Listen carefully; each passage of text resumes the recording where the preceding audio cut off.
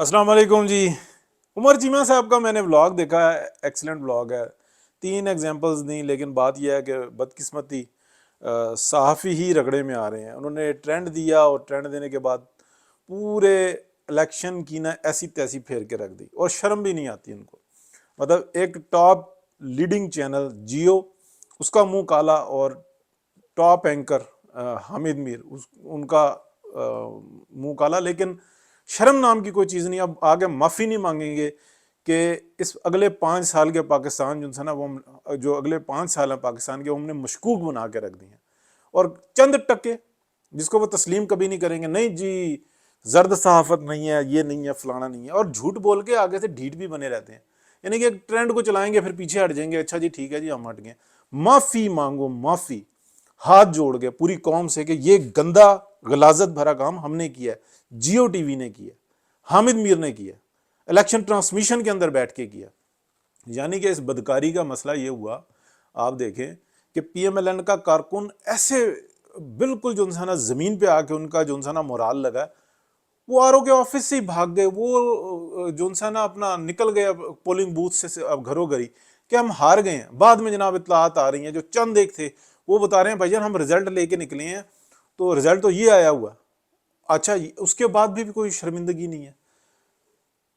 एक बात मैं आपको बताऊं, अभी एक जो जिन्होंने मुलाकात की, जो पीटीआई के टिकट होल्डर थे, और उसके ऊपर बड़े तमाशे भी लगे, मैंने भी लगाया उसके वॉइस चेंज की। बाद में मुझे अफसोस भी हुआ, ऐसा नहीं करना चाहिए था, लेकिन की सब तमाशे लगा रहे हैं, हम भी लगा रहे हैं। आप ये देखें कि एक एक शख्स जिसने हल्फ दिया ना कि मैं इमरान खान का वफादार रहूंगा, यानी कि मैं आईने पाकिस्तान का नहीं, इमरान खान का वफादार रहूंगा, वो आगे से क्या रिस्पॉन्स देता है? वो कहता है मैं ये हल्फ दूंगा कि मैंने वाकई में ये हल्फ उठाया, लेकिन मैंने ये जब हल्फ उठाया उससे पहले मैंने इस टिकट को लेने के लिए पेमेंट भी दी है, मैं इसका भी हल्फ दूंगा, और किन लोगों को दी है और किस तरह से दी है मैं ये भी हल्फ दूंगा। तो हल्फ लें यार, इतना गंदा किया सियासत को जिसका हिसाब नहीं। जिसका जो रिजल्ट आना था वो आ रहा है, लेकिन रिजल्ट तो मशकूक कर दिया। फिर आप ये देखें,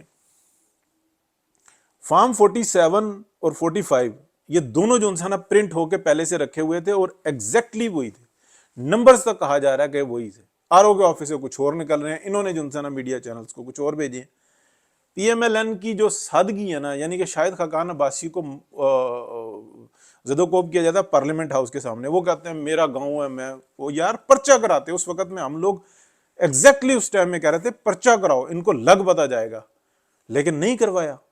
इस वक्त में देखो वो झूठ बोल के आपके ऊपर पर्चे करवा रहे हैं, अदालतों में पहुंचे हुए हैं। और आपके साथ जो ज्यादती हुई है, जावेद लतीफ के साथ कौन जानता है कितनी ज्यादती हुई है, कोटला के साथ कितनी हुई है, किस तरीके से हुई है, सबके सामने। लेकिन हार्ड कोर जितना मियां नवाज शरीफ का जो था, राना सनाउल्लाह, सबको जो ना फारिग किया गया। किस तरह से किया गया? क्या ये पसे पर्दा कुछ और साजिश थी? ये तमाम इलेक्शन मशकूक हो गया। फॉर्म 47 कितने सारे मौजूद हैं यार, आप निकालो। व्हाट्सएप पे किसने रिजल्ट्स भेजे हैं? आपने उसी के ऊपर पूरा ट्रेंड बना के रख दिया, और पूरे पाकिस्तान के अंदर हुआ है। ये किस तरह का फैज था, ये किस तरह का डॉक्टर था जिसने ये सब कुछ मैनिपुलेट करके रख दिया, जबकि सियासत में तो किसी ने मुदाखलत करनी ही नहीं थी। ये कौन सी सियासत हुई है कि कल को कोई आगे सवाल ना पूछे? ये सियासत हुई है? अभी तो जनाब जख्म ताज़ा ताज़ा है, कल स्टेबल कोई गवर्नमेंट बन जाती है, इकोनॉमी बेहतर होती है, साथ साथ ही वो ये रख देते हैं कि जनाब इसकी इंक्वायरी करो, ये पिछले 7-8 साल के अंदर हुआ क्या। कोई सवाल ना करे, कोई ना पूछे ये जो लूट मार हुई है, ये सारा काम हुआ है।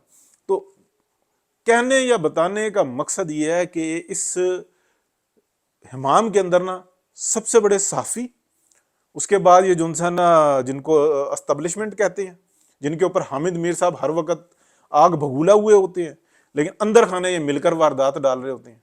और ये बाकी जो ना पूरा होल सिस्टम, जो करप्ट माफिया पाकिस्तान के अंदर, जिसने फाइनेंस के लिए ना पाकिस्तान को बेचा हुआ है।